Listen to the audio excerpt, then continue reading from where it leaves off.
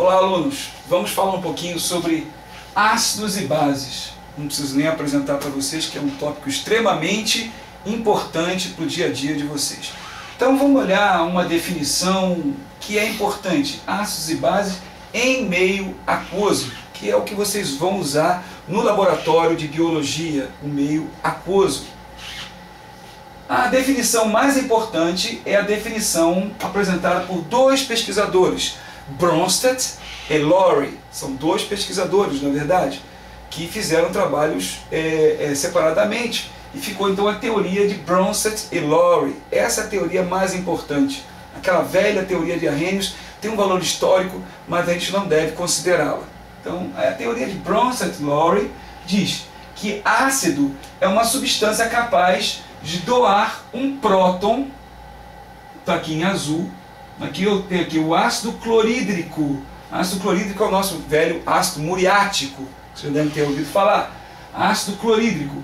Ela pode doar um próton. Nesse caso aqui eu tenho a molécula de água, que ela vai servir sempre o ácido, vai reagir com a outra par vai ser a base, e esse hidrogênio então ele vai ser doado para essa molécula. Então ácido é a substância capaz de doar um próton para uma base. Então essa aqui é o ácido, porque doou o próton para cá, levando ao hidrônio. Não vou escrever, você vai escutar e ver quantas vezes você quiser. O hidrônio seria essa substância. E quando esse hidrogênio foi doado para essa base, formou o cloro negativo, porque ele era neutro e perdeu um próton, ficou o cloro negativo. Então essa primeira equação é uma equação de ionização de um ácido forte, ácido bem forte, que é o ácido clorídrico.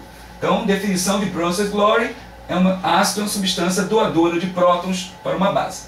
E base, professor? Bom, base, segundo Bronsted e Lowry, é uma substância capaz de receber um próton de um ácido.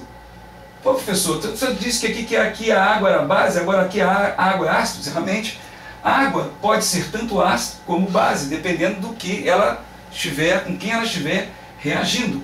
Então, por exemplo, nesse caso aqui eu tenho a amônia, que é a substância que vai receber o próton da água. Se ele está recebendo o próton, por definição, quem recebe o próton é a base. Quem doa o próton é o ácido. Então, nesse caso aqui, o ácido é a água, gerando então aqui o amônio e a hidroxila. Então observe que aqui eu tenho, nessa primeira equação, a formação do íon hidrônio H3O+. H3O+. Isso é uma outra forma de representar o íon hidrônio, depois da equação. E aqui é o íon hidroxila, que está aqui, o íon hidroxila, carga OH-. Então tem uma maneira de você saber se uma substância é muito ácida ou ela é muito básica. Na primeira equação, nós vemos que há uma formação de íon hidrônio. Então, quanto aqui esse colchete quer dizer concentração molar, que nós vimos na aula passada. Concentração molar do íon hidrônio que é gerado.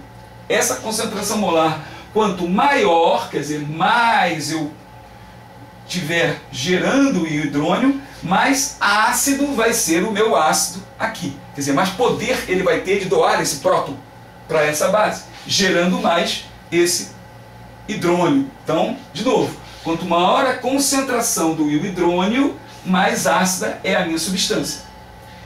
E base, professor? Bom, base você vai ver aqui que é uma substância que gera hidroxila. Hidroxila.